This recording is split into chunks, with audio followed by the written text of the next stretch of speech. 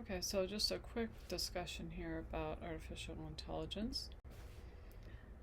And it seems like recently some of these tech company CEOs and other people have talked about that somehow AI is going to lead to the distinction of the human race. It seems like it comes down to this sort of science fiction idea that computers are going to take over and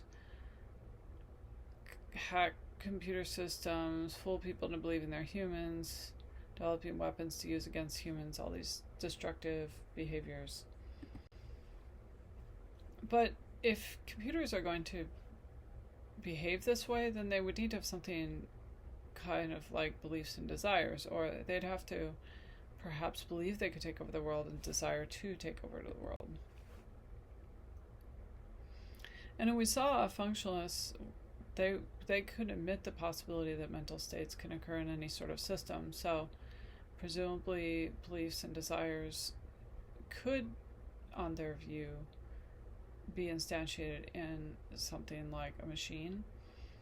And if we admit this, maybe we need to admit that computers or machines could take over the world if they could form those kinds of beliefs and desires. The question is that really a possibility? So part of the question comes down to whether the brain is just a computer. And some physicalists like Paul Churchland say that, well, really creating a machine that works like humans or a machine with intelligence is a matter of developing one with a vast enough array of access to information and the capacity to manipulate that information in relevant ways. So he doesn't think that there's any reason to assume that machines couldn't, in principle at least, behave like human beings, since the brain is just a complicated machine and we just need to make a machine that's complicated enough.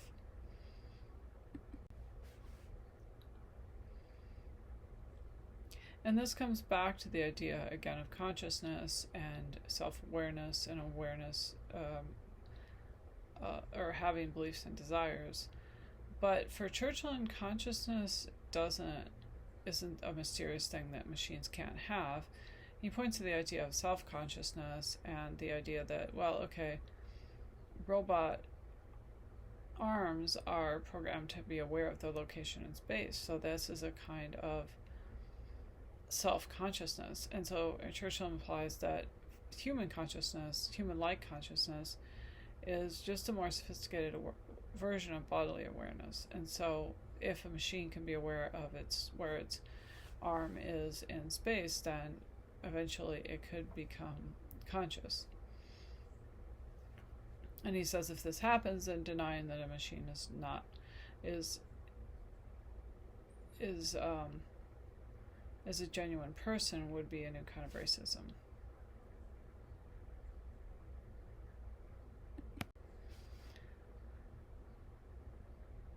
So we talked before about IIT, the integrated information theory. And remember, though, that theory says that the complexity of a system is not what determines its consciousness. Instead, it's the result of the right kind of integration of information. So just at first glance, this seems like something a computer should be able to do, because if you give a computer a new piece of information, it can integrate it into the information that it already has. But as we talked about before, this isn't really exactly what integrated information theory says. Instead, it's the sort of integration that results in consciousness is to make connections between different kinds of information and connect those pieces together in ways perhaps that are not directly as a result of a machine's training or a result of just simply putting the right piece of information in the right place. So for example, if we have a simple experience like perceiving a red ball, we're integrating the perceptions of the color and the shape and fusing these elements together to have something like an experience. So our brains generate the phenomenological experience, perhaps, though this is controversial, but this is kind of the idea.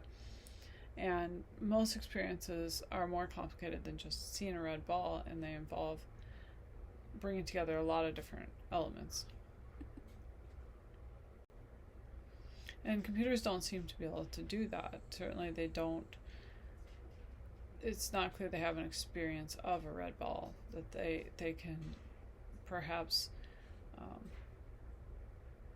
detect it, that it's there. They can perhaps detect that it's red. They can perhaps, we can train machines to do that kind of thing, but whether they can integrate that information in the same way as human brain is a big question. There are also weird, strangely simple tasks that computers seem to not be able to do.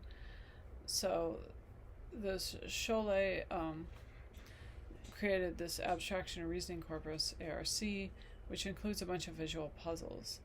And they're pretty easy for humans. But AI can only solve a few of these puzzles, and they couldn't form abstract or generalizable concepts that would allow them to learn to solve related tasks. So these are not tasks that involve just inputs and outputs in the normal kind of way, but putting together information from different places and kind of doing it almost an intuitive sort of way. And computers don't seem to be able to do this. A simple example that doesn't involve a lot of visuals is that asking AI to use a concept like on top of. So they seem to not be able to figure out the configuration in space of stacks of objects. So they gave AI the task of producing a visual image of a television on top of a cat. And 2 different LLMs didn't give the correct answer. They just, the concept of on top of seems to be really difficult for computers, whereas it's incredibly simple for humans. So putting this all together, it may be impossible, it seems, to recreate consciousness using machine language. Because again, remember, machines operate on a machine language, which is simply inputs and outputs, and clearly our brains do a lot more than that. And yes, you can make machines do more than that in the sense of they can sense where they are in space, if to some extent. They can sense other visual objects, so it's not strictly like ones and zeros at this point. There is more we could do than that, but it seems like it's very limited in strange sorts of ways.